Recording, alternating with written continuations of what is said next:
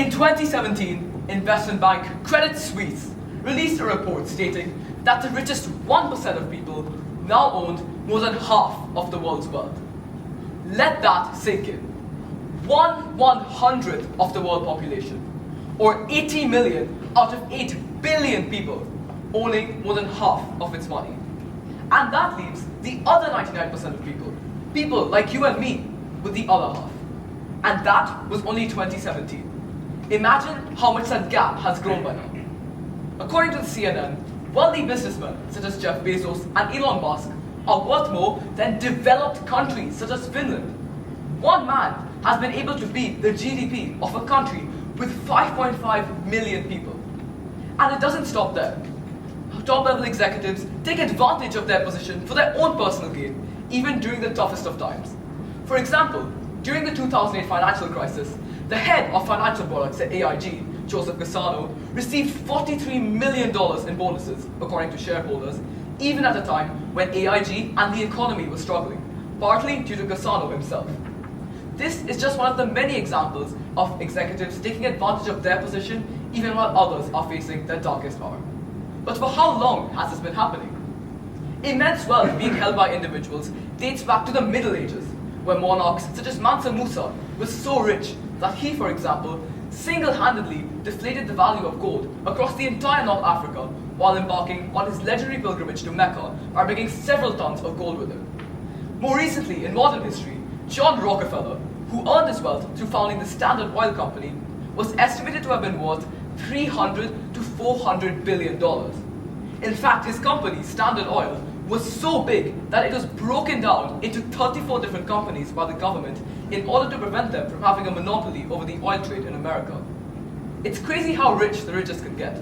But do we see instances of class divide within the other 99% of people in our day-to-day lives? And why is it so bad? Have you ever seen a homeless person while going about your day, or even in a different country? Well, 640 million people live in extreme poverty, according to the World Bank. But even this statistic is misleading. A majority of those who live in poverty live in Africa, and to a lesser extent these days, Asia and South America. For example, East Africa's poverty rate is 44%, meaning almost every other person you see lives in extreme poverty. While in Europe and Central Asia, that number is closer to 1.1%, meaning only 1 in every 100 people you see lives in extreme poverty. But this, while being important to know, still doesn't involve us, so let's move up the money ladder a bit. Earning more than $1.90 a day does not guarantee financial security by any means. In fact, it's not even close. For example, the minimum wage in the US, which is supposed to be a living wage, a wage you can live off of, is no longer sustainable. Constant inflation, high rent prices, and other necessities required to survive make the $7.50 federal minimum requirement survivable no more. All while our favorite 1% are still enjoying their half of the world's money. Actually, it's no longer half. The pandemic and other recent global issues have only further lined businessmen's pockets with money and have sent some of the least privileged and even ordinary people's lives into further turmoil. When the pandemic first hit, many jobs that required the physical presence of workers, such as being a pilot, were put on hold or even worse, terminated. For example, the aviation industry lost 400,000 jobs, and terminals or even entire airports were shut down, such as London Gatwick's South Terminal, which only reopened recently. This problem becomes much worse when you factor in all the other industries that suffered the negative effects of the pandemic. Basically all of them. Food and drink, entertainment, you name it, they all faced the drawbacks that the pandemic brought with it, leading to losses of jobs worldwide and financial insecurity for many more people. Suddenly, many people weren't able to afford next month's rent or even their weekly shopping bill. While some were lucky enough to receive aid through philanthropic ventures and government programs, not everyone was so fortunate and had to fend for themselves. Still, the rich keep getting richer. During the first 20 months of the pandemic, Elon Musk's net worth increased 11-fold, while Jeff Bezos's saw a 67% increase in the same time. At this point, the charity Oxfam stated that the top 10 richest people, yes, 10 people, were worth 6 times more than the poorest 40% of the population, or 3.1 billion people. But why is it so detrimental to society? To put it shortly, people don't have what they need to live. Millions of people every day go without food, water, and other basic necessities that you and I take for granted.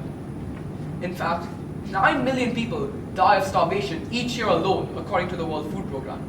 In the head of the World Food Programme's own words, there is $400 trillion of wealth on this earth. And the fact that 9 million people die of starvation each year, shame on us. When we look at it this way, we all feel bad. And the obvious next step is, what can we do to fix this and make the world a better place? Charities are an excellent place to start. Food banks such as the UAE Food Bank provide food to those who cannot themselves and are an excellent way to give back to the community. Programs founded by the UN that promote education can help people climb up the social ladder and provide a better life for themselves and their families. Now that I've talked to you about economic inequality and how you can help, take a moment to think. What do you think about all of this? Is it fair, none of your business, or something that should be stopped? And where does the solution lie? Within you and me, policymakers, the community at large, or is the empowerment of the less privileged the solution? And what can you do to help and do your part to make the monetary gap smaller and make a better world for everyone else? Big or small, any change matters. Thank you for listening. I'm Arit Mukherjee, and this was my talk.